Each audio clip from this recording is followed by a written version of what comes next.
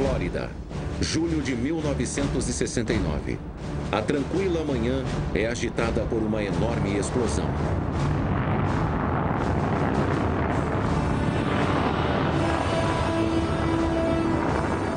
O barulho, tão forte quanto 200 toneladas de explosivos, marca o início de um dos maiores feitos da história, a primeira missão à Lua. Estamos na hora certa, a torre está pronta. Todos acreditam conhecer a história do sucesso da missão da Apollo 11. Mas por trás dessa lenda há uma história bem diferente. O fato não revelado da missão quase ter sido uma tragédia. Agora, quase 40 anos depois, os homens daquela famosa aventura revelam o que realmente aconteceu na primeira viagem à Lua. Vamos saber como o módulo lunar perdeu contato com a Terra e quase ficou sem combustível, seguindo para uma cratera cheia de rochas. Como os astronautas avistaram um OVNI no espaço, um evento nunca antes explicado. Vamos mostrar como a corajosa tripulação voou numa nave com uma potência de computador equivalente à de um relógio digital moderno. E vamos revelar como a tripulação só conseguiu retornar viva graças a uma caneta esferográfica. Este é o relato em primeira mão dos homens que estiveram lá. A história não revelada da missão da Apollo 11 à Lua. A verdadeira história. Minutos completados. Lançamento da Apollo 11. Dia 16 de julho, 4 horas antes do lançamento. Desde cedo, a tripulação da Apollo 11 vinha se preparando para a missão mais perigosa da história, o primeiro pouso lunar. Na sala da tripulação, os astronautas Neil Armstrong, Buzz Aldrin e Mike Collins fazem a última refeição antes de realizar as últimas verificações nos trajes e no equipamento. Mas por trás dessa fachada de tranquilidade, a tensão era grande. Buzz Aldrin, o piloto lunar da missão, relembra o nervosismo da tripulação. Eu me lembro que não consegui dormir muito por causa do que ia acontecer no dia seguinte. Sempre havia muita adrenalina correndo nos aposentos da tripulação durante as várias missões para a Lua.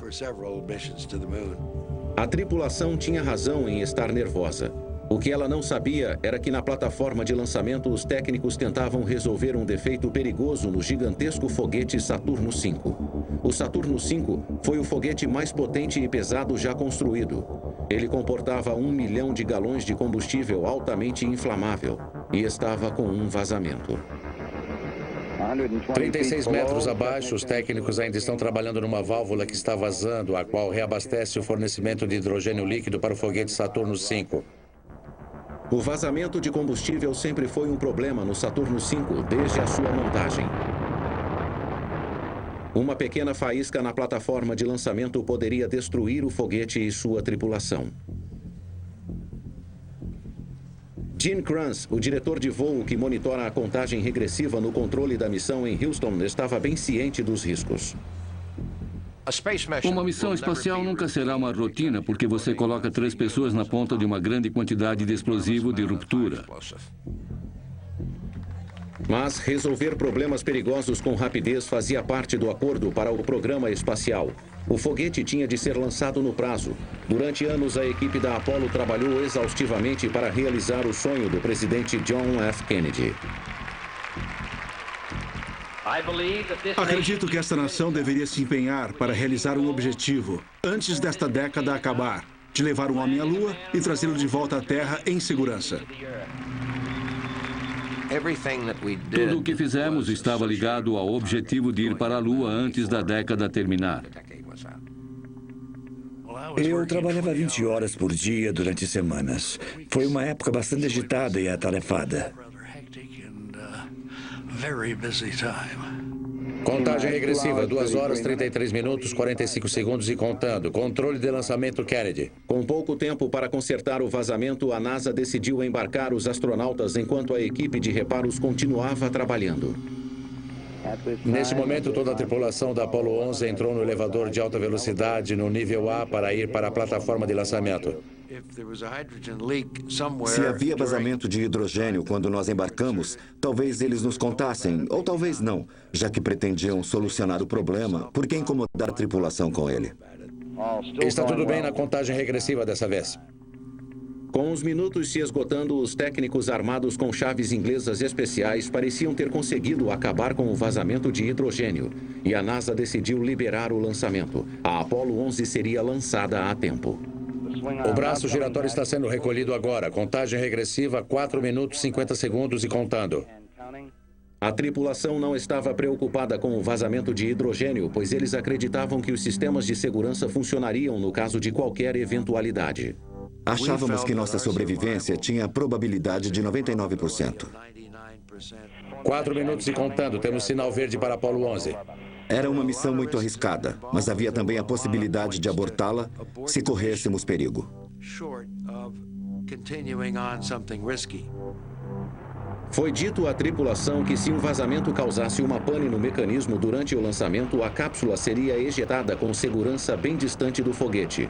Mas o que disseram à tripulação não era verdade.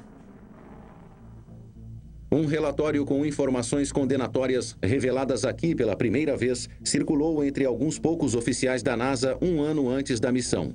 Ele revelava que este plano de fuga era mera fantasia. Havia um relatório que apareceu no primeiro estágio que revelava que, contrário a todo o treinamento e a informação que a tripulação recebeu, nós não teríamos condição de salvar a vida da tripulação se algo desse errado durante os primeiros 2 minutos e meio após a decolagem. O sistema para abortar precisava de 2 segundos, caso detectasse uma falha catastrófica para ativar o sistema de módulo de fuga.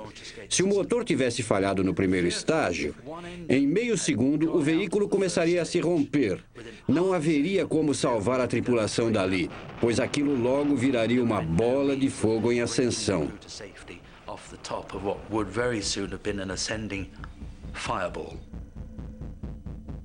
Sem saber de absolutamente nada sobre esse fato, os astronautas se prepararam para o lançamento.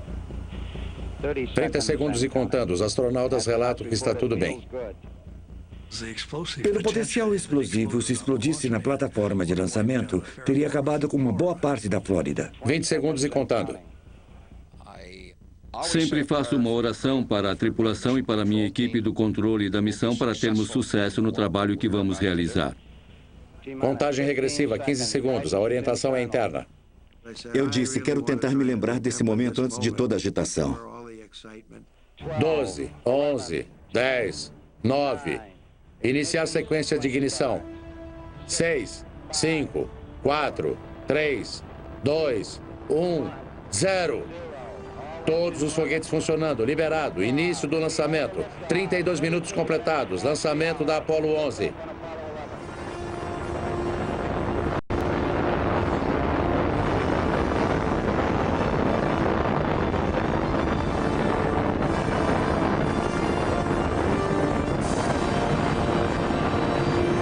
Torre liberada.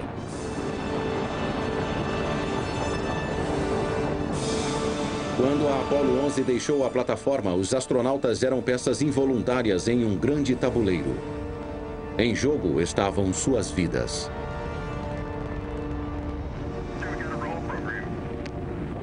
Neil Armstrong relatando a situação e seguindo o programa, colocando a Apollo 11 na trajetória adequada.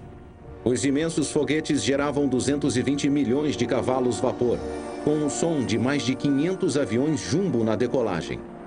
Mas, para a tripulação, a cápsula era um oásis de tranquilidade. Mais 30 segundos. Acho que concordamos que nenhum de nós ouviu o barulho nem percebeu a vibração que aconteceu durante a ignição dos motores. Etapas completadas e rota programada. No exato momento do lançamento, era difícil perceber alguma coisa, exceto a esperada contagem regressiva, as palavras que ouvíamos de lançamento e os números que começaram a mudar no computador. Isso era mais importante, muito mais do que qualquer sensação física. Atravessamos a região de pressão dinâmica máxima agora. Sim, parece estar tudo bem aqui. 2 minutos e meio após o lançamento, o primeiro estágio da Apollo 11 havia projetado os astronautas a uma velocidade de 10.000 km por hora e a uma altitude de 56 km. Alcance de 48 quilômetros, 50 quilômetros de altura, aguardando o desligamento do foguete de popa agora. Quando o combustível acabou, as válvulas de explosão passaram ao próximo estágio e os motores do estágio 2 ligaram. Temos a ignição. O imenso foguete que ia em direção ao céu com os astronautas a bordo estava sendo orientado do chão pelo controle da missão em Houston, no Texas. Enquanto o controle da missão traçava o progresso do foguete a 160 quilômetros acima da Terra, a Apollo 11 estava saindo da atmosfera e entrando na órbita da Terra. A velocidade e a tensão da viagem de 10 minutos de foguete foram substituídas pela serenidade do espaço. Agora, os astronautas manobravam a cápsula de comando para se comunicarem com o módulo lunar. Durante o voo na atmosfera no Saturno V, o módulo lunar é mantido numa cápsula de proteção. Os módulos de comando e serviço estão no topo da pilha, como nós dizemos. O módulo de comando e serviço se separa e depois vira ao contrário para voltar e atracar no módulo lunar.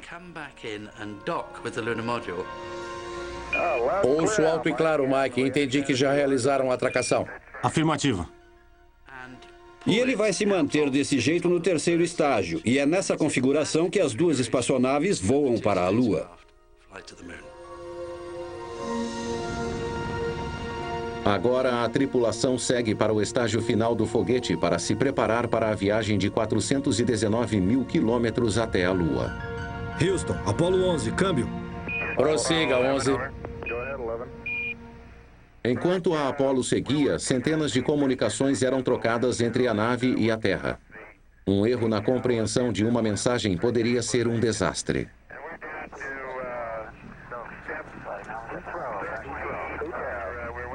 Isto gerava uma grande tensão em todos, desde o mais novo membro da equipe até o próprio diretor de voo. Chega a parecer um burburinho com toda aquela comunicação acontecendo. Ainda estão indo muito bem. Geralmente, no controle da missão, eu escutava de 5 até 7 comunicações ao mesmo tempo. As principais delas eram no loop dos diretores de voo. Eu tinha 2 loops de comunicação do ar para a terra e tinha os loops da minha equipe de controle para a equipe de apoio deles. Com a experiência, você seleciona a comunicação que é essencial para você fazer seu trabalho.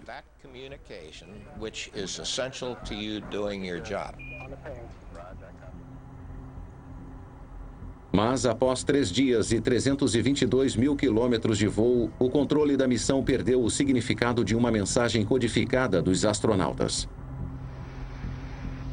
Vocês sabem onde está o SIVB com relação a nós? Aguarde. A tripulação queria informar sobre a posição atual do SIVB, o estágio final do foguete, que fora lançado 2 dias antes. Outro evento estranho iria perturbá-los, não lá fora, na vastidão do espaço, mas dentro da própria espaçonave. Eu me lembro que, quando eu fui tentar dormir, de repente eu vi um clarão em algum lugar. Antes de me virar ou de olhar para o clarão, ele tinha sumido.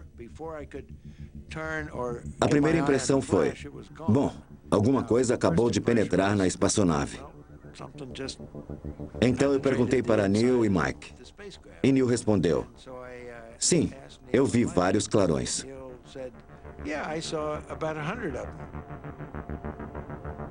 Para a tripulação, os clarões eram muito mais preocupantes do que o OVNI misterioso. No vácuo do espaço, qualquer coisa que penetrasse na aeronave poderia causar um desastre. Na volta, Aldrin relatou tudo para a NASA.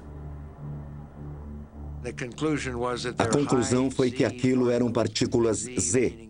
O Z significa uma partícula pesada, em alta velocidade, que penetra a espaçonave, penetra o indivíduo e causa danos graves às células nervosas e aos neurônios. Mas só se isso ocorrer durante um longo período, é claro. Até hoje, os cientistas não conhecem totalmente os efeitos a longo prazo das partículas Z no corpo humano. A Apollo 11 viajou bombardeada constantemente por essas partículas. Mas o pior estava por vir. Agora, quando a espaçonave se aproximava da órbita lunar, a 419 mil quilômetros de casa, os astronautas se prepararam para o que seria a parte mais perigosa e imprevisível da missão, a descida até a Lua.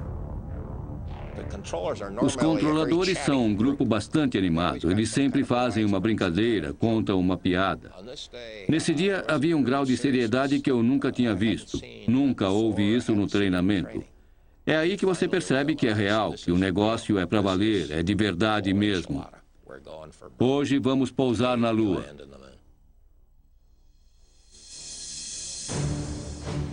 Enquanto a Apollo 11 flutuava a 129 quilômetros acima da Lua, Armstrong e Aldrin entraram no módulo lunar antes de desatracar, deixando Collins no comando da nave.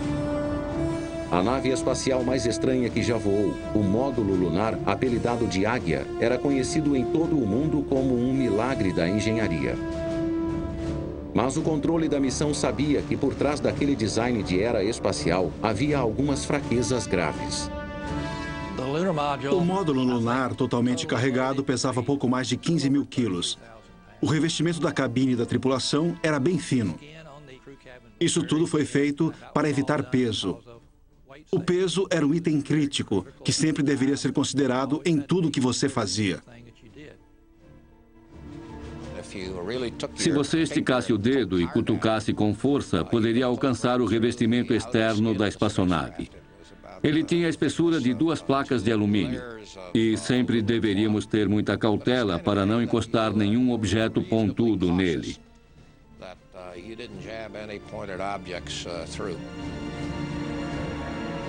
Mas o revestimento frágil da espaçonave não era o único perigo.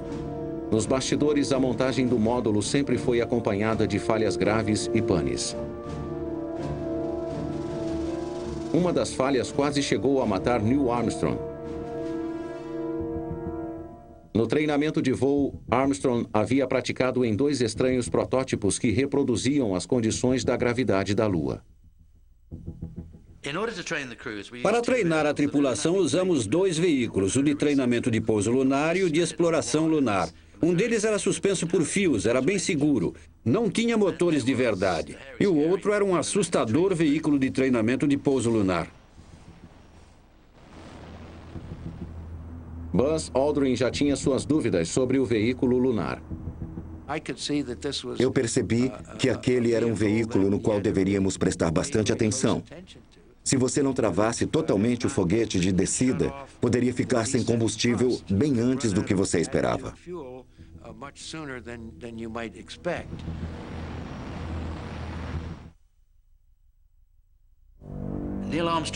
Neil Armstrong teve lugar garantido no voo da Apollo 11 porque conseguiu salvar sua própria vida, ejetando-se quando ele ficou a uma fração de segundo da morte. Sem terem uma segunda chance no espaço, Armstrong e Aldrin agora teriam de pilotar, sem nenhum erro, o verdadeiro módulo lunar em sua rota de voo programada ao redor do lado escuro da Lua antes de tentarem o pouso final. Imediatamente as coisas começaram a dar errado. Assim que a espaçonave saiu de trás da Lua, recebemos os dados que indicavam que a trajetória não estava certa. Meu orientador de voo, Steve Bales, disse: "Voo, estou na metade do limite para abortar. Parece que saímos da velocidade radial." Assim que ele disse na metade do limite para abortar, nossa comunicação foi interrompida e não pudemos nos comunicar com o módulo lunar. Sem comunicação ou dados do computador, o controle da missão não podia monitorar os sistemas de módulo que controlavam a descida. Em desespero, eles tentaram algo diferente. Redirecionaram as comunicações para o módulo lunar via Mike Collins, na nave de comando que ficara em órbita. Este link improvisado restaurou um sinal fraco entre a tripulação e a Terra, mas não durou muito. Dependia de mim decidir se tínhamos informação suficiente para permitir ou abortar o plano para continuar a descida até a Lua. 5 minutos antes da descida, meus controladores de voo enviaram um sinal de sim ou não e perdemos os dados de novo. Então, acrescentei as palavras, envie o sinal de sim ou não baseado no último frame válido de dados que você viu. Todos os controladores de voo, sim ou não para o pouso? Sim, sim. Sim, sim. Sim, sim. Sim, sim. Sim para pousar. Enquanto as comunicações eram interrompidas, o módulo lunar começou a sua descida até a superfície. Já tem permissão para prosseguir a descida. Já tem permissão para prosseguir a descida. Foi como uma queda controlada da órbita. Era quase como um carro numa estrada bem comprida na montanha. O motorista usa o freio para controlar a velocidade e evitar ir rápido demais. Para evitar colidir com a Lua, o módulo lunar ligou seu radar de aterrissagem para determinar sua altitude exata. Certo, recebemos os dados. Radar, parece estar tudo bem. Entendido. O radar de aterrissagem começava a calcular a diferença entre sua posição e a velocidade e qual a posição e a velocidade que o computador havia calculado. E esse número, quando era corrigido, ia ficando cada vez menor. 610 metros. Entendido. Mas ligar o radar de aterrissagem deu início a uma série catastrófica de eventos, fazendo com que aquele pouso que já estava difícil se transformasse numa verdadeira crise. 366. Aguardar. 366. 366. O alarme. 366, o que é isso? Saturado pelas informações do radar de aterrissagem, o pequeno computador a bordo sofreu uma pane. Em vez de dar informações vitais à tripulação, ele piscava um aviso de grande sobrecarga.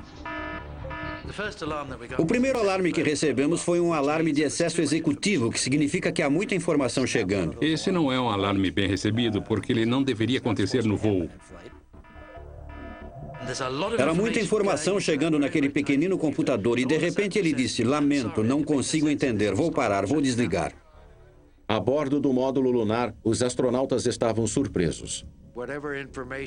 As informações que estávamos recebendo, fossem elas de velocidade ou do movimento acima do solo, já não estávamos vendo. Em vez disso, ele mostrava um código, o número do alarme. Foi perturbador e perdemos a concentração. Olhávamos para aquilo sem saber o que significava. Talvez ainda mais perturbador tenha sido o fato de ninguém no controle da missão saber o que o alarme significava. No desespero, consultaram Jack Garman, um gênio de 24 anos, especialista em computadores, para saber se a missão poderia continuar. Quando o alarme ocorreu, acho que eu era o único no centro de controle que sabia o significado dele. Por pura sorte, Garman tinha visto esse alarme em um exercício de treinamento e rabiscou o curso de ação correto em um pedaço de papel. Minha resposta saiu em 5 ou 6 segundos. Eu disse, está tudo bem, desde que não ocorra de novo. 366, alarme. É o excesso executivo. Se não ocorrer de novo, estamos bem. Garman afirmou que se o alarme não soasse de novo, a missão poderia continuar. O tanque de combustível do motor de descida estava com um nível criticamente baixo. Agora, aquela parte perigosa da missão iria continuar. Porque, normalmente, no treinamento, não demorávamos mais de 10 minutos para pousar. E agora chegamos ao ponto em que recebi uma mensagem do meu controlador dizendo que tínhamos um nível baixo. Nível baixo. E sabíamos por experiência e pelo projeto que teríamos 2 minutos ainda de combustível a uma média de aceleração de 30%. Com o módulo ainda a 152 metros, era entrar num terreno desconhecido. As chances não eram boas. Nunca chegamos tão perto assim no treinamento. Começamos a marcar o tempo com o cronômetro na sala dos fundos com o controlador. E ele contava os segundos restantes de combustível. O comunicador da espaçonave disse, voo, é melhor ficar bem quieto agora. Certo, o único som agora vai ser o tempo do combustível. Naquele instante, a situação ficou bastante tensa, porque Armstrong sabia que o suprimento de combustível estava diminuindo. Ele tinha de achar um local seguro para pousar. Olhou pela janela e viu uma cratera do tamanho de um campo de futebol, com rochas do tamanho de carros pequenos ao redor, e era para onde o computador os guiava. Com o combustível acabando, os astronautas enfrentavam um dilema. 30 metros, 1 metro abaixo e 3 metros à frente. A coisa mais fácil de fazer é diminuir até a velocidade de descida e voar sobre o que quer que seja. Demora mais, queima mais combustível e diminui um pouco a qualidade do pouso também. Recebemos o aviso de que tínhamos 60 segundos e informamos a tripulação. Tudo parece bem. Falta pouco agora. Entendido. 2 à frente. 60. 60 segundos. 60 segundos. Me lembro que estávamos a pouco mais de 30 metros. E tentando não atrapalhar a concentração de Neil, falei com ele de um modo mais informal. Desça logo, assim que puder. Quando olhei para os números da descida, eu disse, vamos ter de levar essa belezinha para a superfície, vai ser por pouco. 2 à frente, 2 à frente. Virando à direita um pouco. 30. 30 segundos. 30 segundos. Sempre aprendemos nos simuladores que se eles tiverem 30 segundos, esqueça, pare e aborte. Mas naquela pequena janela, Neil Armstrong pôde ver a superfície lunar despontando. E ele sabia que se continuasse, ele pousaria a nave. Eu podia ver que a sombra ficava cada vez maior porque o sol estava atrás de nós. Estávamos cada vez mais perto da sombra do veículo e a poeira começou a levantar. Levantamos poeira. 9 metros. 1 metro agora. Luz de contato. Certo, motor desligado, 413 dentro. A Apollo 11 havia pousado, restando ainda cerca de 15 segundos de combustível. Base Tranquilidade, a Águia pousou. Entendido, tranquilidade. Entendemos que já está no solo. Muitos colegas aqui já estavam ficando azuis. Já podemos respirar de novo. Muito obrigado. Eu que agradeço. Está tudo em A ordem. equipe completou a checagem após o pouso. Só depois é que perceberam o quanto aquilo fora arriscado. Parecia que tudo estava em câmera lenta. Você está no controle do que está fazendo, mas depois você pode desmaiar quando percebe como foi por pouco. Eu me senti fisicamente mal e estava tremendo, porque após anos de trabalho você não imagina como vai se preparar para esse momento.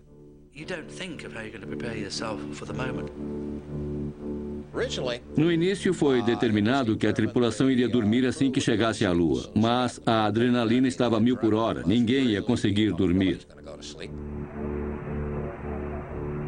Imediatamente, Buzz Aldrin e Neil Armstrong vestiram seus pesados trajes espaciais. Eles se prepararam para fazer história. O mundo esperava para ver Armstrong aparecer, mas ninguém saía do módulo. Sem que ninguém soubesse, o momento de glória dos astronautas teve de esperar. Eles não conseguiam abrir a escotilha. Ninguém percebeu que a pressão deveria estar bem baixa dentro. E geralmente, quando você abre uma válvula, ela não libera tudo imediatamente. Então, tentamos abrir a escotilha embaixo do painel de instrumentos e ela não abria. Neil, aqui é Houston. Qual a situação da abertura da escotilha, câmbio? Vamos empurrar. Precisa de luz? Está destravada? Destravada. Vamos ter de forçar um pouco. Aldrin acabou inclinando a porta frágil para trás para igualar a pressão. Com a escotilha aberta, a Lua estava ao alcance deles. A escotilha está abrindo. Enquanto Neil Armstrong se preparava finalmente para pisar na Lua, o mundo inteiro esperava ansiosamente por suas primeiras palavras. Eu estou no degrau da escada. Coitado, ficou preocupado como qualquer um nessa situação. Todos deram várias sugestões a ele. Acho que havia alguns trechos de Shakespeare, citações da Bíblia e várias frases de poesias. No final, o que aconteceu foi que, depois que pousaram na Lua, é que ele teve chance de pensar nisso. Tudo bem, nós chegamos. O que eu vou dizer? É um pequeno passo para o homem. E um salto gigantesco para a humanidade.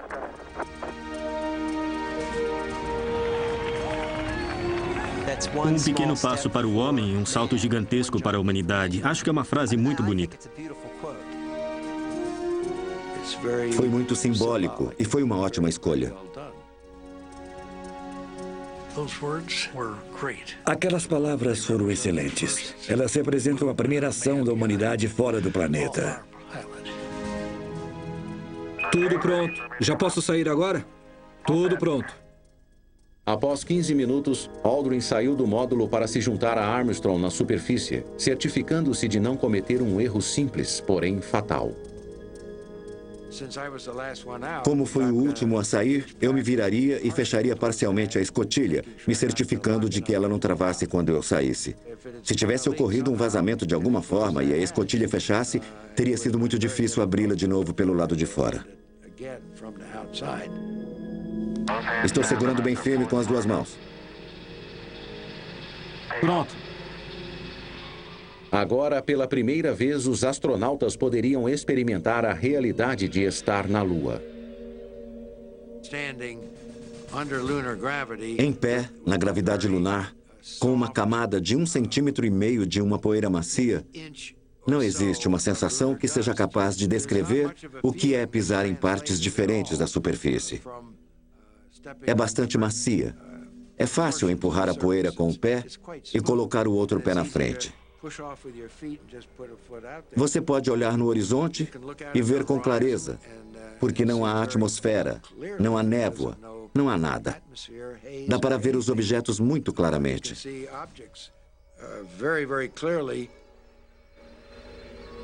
Que linda vista! Não é incrível? A melhor maneira de descrever o que estávamos vendo era um abandono completo, sem nenhum sinal de vida. A coisa mais importante daquele passeio lunar, cientificamente falando, era pegar uma amostra da Lua.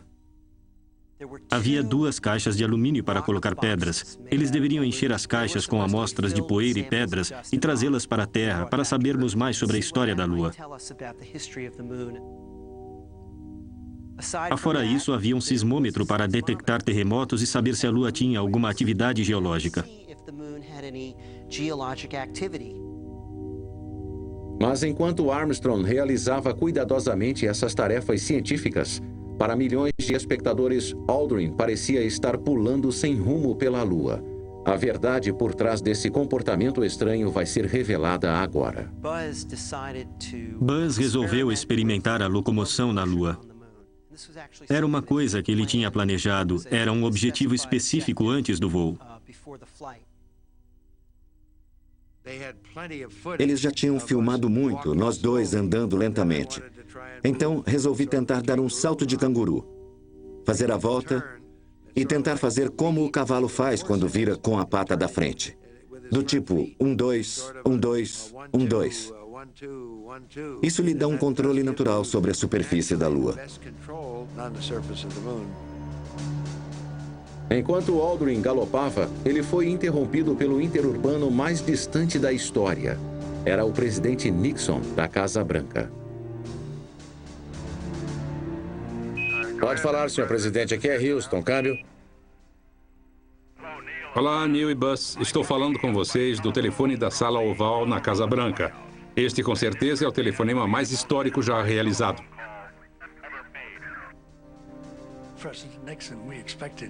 Esperávamos que o presidente Nixon ligasse para os astronautas porque esse era um grande evento internacional. E os políticos precisam tirar vantagem de cada oportunidade.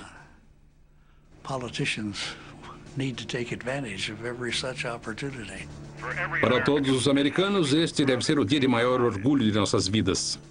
Nixon agiu rápido para lucrar com um interesse global sobre o pouso na Lua. Mas nos bastidores ele estava preocupado. Quais eram as chances da tripulação deixar a Lua com vida? De todos os perigos, a próxima etapa da missão era a mais arriscada de todas. De novo, o módulo lunar era o centro do problema. A grande preocupação no projeto do módulo lunar era que ele só tinha um motor de explosão para deixar a superfície da Lua. Nos primeiros testes de voo, o motor causou uma grande preocupação.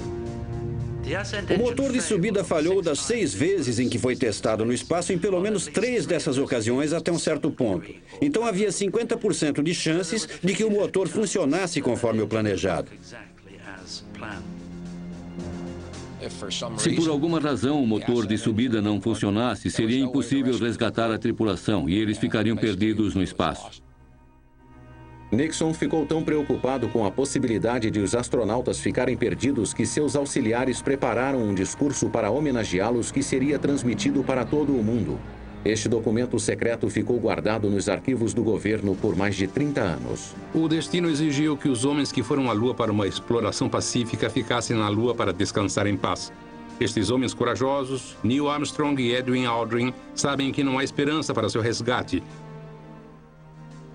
Entretanto, Buzz Aldrin e Neil Armstrong nunca deixaram de ter esperança. Em vez de nos preocuparmos com essas coisas, enfrentaríamos o problema quando ele acontecesse ou nos esforçaríamos ao máximo para resolver o problema até o oxigênio acabar e nós dormirmos. Adeus, amigo. Ei, negativo. Siga para a escada, Buzz. Com a possibilidade de uma falha no motor em mente, os astronautas voltaram ao módulo após um passeio de 2 horas pela Lua, só para fazerem uma descoberta surpreendente. Ao olhar para a poeira lunar no chão, descobri uma coisa que estava fora de lugar: a extremidade quebrada de um interruptor de circuito. Nas condições apertadas do módulo, os trajes pesados haviam quebrado o interruptor de circuito essencial para ligar o motor. Houston, é tranquilidade. Vocês podem mostrar a configuração do interruptor de circuito do braço do motor? Porque a extremidade parece estar quebrada. Agora, eu podia ver que do lado de dentro, a peça quebrada ainda estava lá. Aquela peça teria de ser encaixada para montar a alavanca que ligaria o motor de lançamento que nos levaria de volta para casa. Nos sentimos solitários. Apenas 2 homens. Sabíamos que mais pessoas estavam prestando atenção em nós, como provavelmente nunca haviam prestado atenção em ninguém. E tínhamos ido bem além do que qualquer outra pessoa havia ido.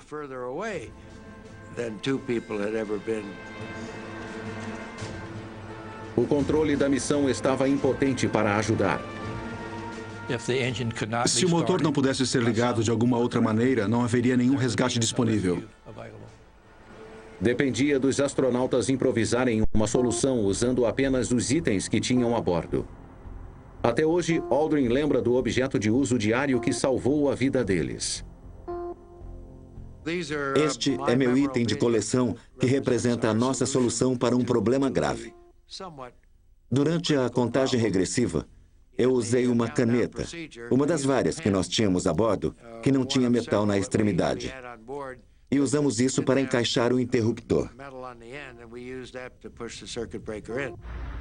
Certo, braço principal colocado. Aldrin usou a caneta no circuito e, com Armstrong nos controles, a Apollo 11 engatou o motor e esperou pelo melhor. 9, 8, 7, 6, 5. Estágio para abortar. Ascensão do braço do motor. Prosseguir.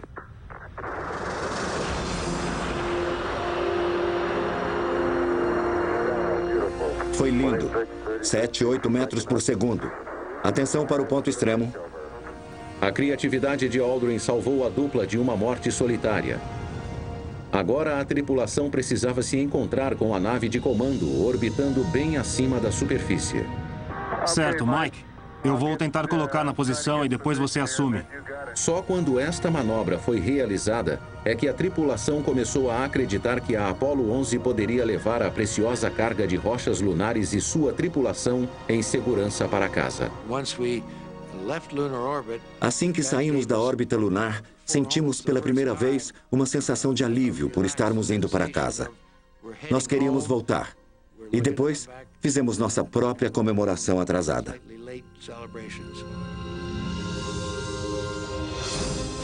Mas eles ainda não estavam totalmente seguros. 8 dias depois do início da missão, a Apollo se aproximou da Terra e se preparou para o último grande perigo, a reentrada. Se o módulo se aproximasse da atmosfera pelo ângulo errado, ele poderia incendiar ou simplesmente ficar vagando pelo espaço. Se sua entrada for muito íngreme, vai enfrentar uma força de gravidade muito forte e altas temperaturas. Se a entrada for pouco inclinada, não ficará abaixo da velocidade orbital antes de começar a ganhar altitude e voltar novamente. E sob tais condições, você não vai ter oxigênio suficiente para sobreviver e tentar outra vez. Até mais. Hora do blackout. O calor intenso da reentrada causou um blackout total na comunicação com o módulo. Durante 4 minutos angustiantes, ninguém na Terra sabia se a pequena nave havia sobrevivido às altas temperaturas. Na costa do Havaí, Nixon, a bordo do porta-aviões USS Hornet, aguardava a próxima ação. No blackout temos velocidade de 11.000 metros por segundo e o alcance da queda é de 1.510 milhas náuticas.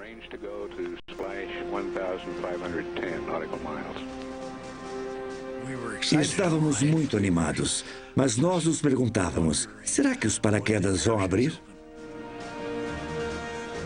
Apollo 11, aqui é o Hornet, câmbio. Olá, Hornet. Aqui é a Apollo 11 na escuta, alto e claro. A 4.500 metros, os 3 paraquedas abriram. Contra todas as expectativas, a Apollo 11 chegava em casa. Em certo momento, acho que abaixo de 3.000 metros, sentimos o cheiro salgado no ar. E essa foi uma grande recepção de boas-vindas.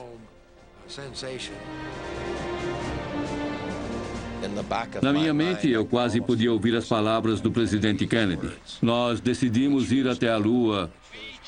Nós decidimos ir à Lua nesta década e fazer outras coisas, não porque isso é fácil, mas porque é difícil. Agora, todos os perigos, falhas de equipamento e erros humanos que quase haviam custado a vida da tripulação haviam sido esquecidos. O primeiro pouso lunar foi um sucesso. A NASA acreditava ser invencível.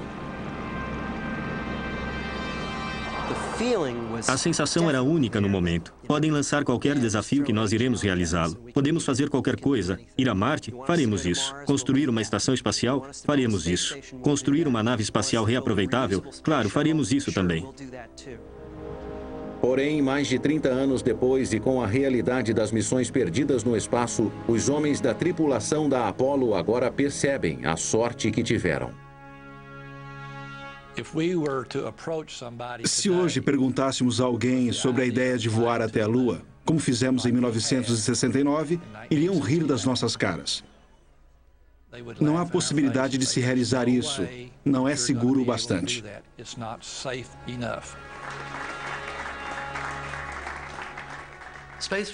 O voo espacial é altamente arriscado. Foi necessário correr um grande risco para realizar essa missão. A maioria das tripulações de voo irá concordar que se não tivéssemos interrompido as missões Apollo no momento certo, com certeza teríamos perdido muitas vidas nessas missões. Mas apesar dos riscos do lançamento, encontros com OVNIs, pouco combustível, falhas no computador e a necessidade de salvar a missão com uma caneta esferográfica, ainda há um homem para quem falhar não era uma opção. Não olho para o passado e me orgulho de ter participado de uma manobra tão arriscada. Tomamos algumas decisões audaciosas. Sim, havia coisas que poderiam ter dado errado, e algumas deram errado. Mas também havia um grupo inspirado de pessoas, de pioneiros. E eu me admiro por cada uma das condições que resultaram na minha sobrevivência após ter ido à Lua para estar aqui hoje. Somente agora podemos entender realmente como a Apollo 11 esteve muito perto de um desastre.